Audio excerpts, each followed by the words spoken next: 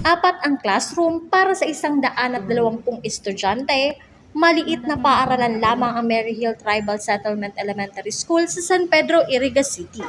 Nabuo ang paaralan mula taong 2007 para sa mga indigenous people ng lungsod. Malayo sa kasintruhan pero nabawasan ng eskwelahang ito ang 4 na kilometrong nilalakad ng mga IP noon para lamang makapag-aral. Dito sa lugar namin, nung panahon, yung matyaga lang talaga na maglakad ng 4 na kilometro, yun ang makakatagal na matuto, magbasa at magbilang. Maraming mga individual at non-government organizations ang tumulong sa eskwelahan nitong Sabado.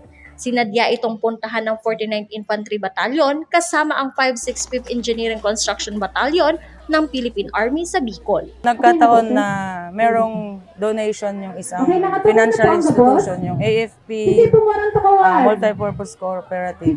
So tinap nila kami na kung pwedeng magpatulong sila para mapaayos yung mga facility dito. Marami ang inihanda para sa kanila. May feeding program, libreng gupit, at donasyon ng upuan ng karunungan at mga material sa pagsasaayos ng pasilidad. Ang upuan na karunungan project is part ng na-conceptualize namin yung Bicol Builders Bayanihan Program.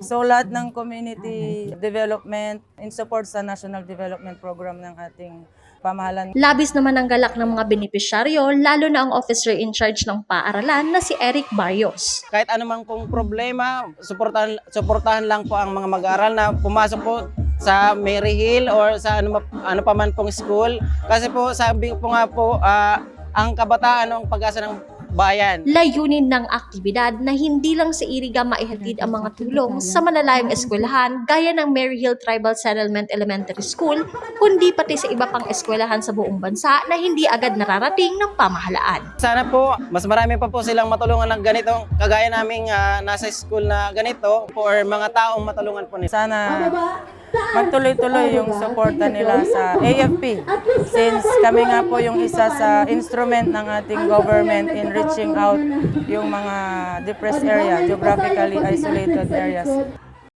Marge Serico, CSN.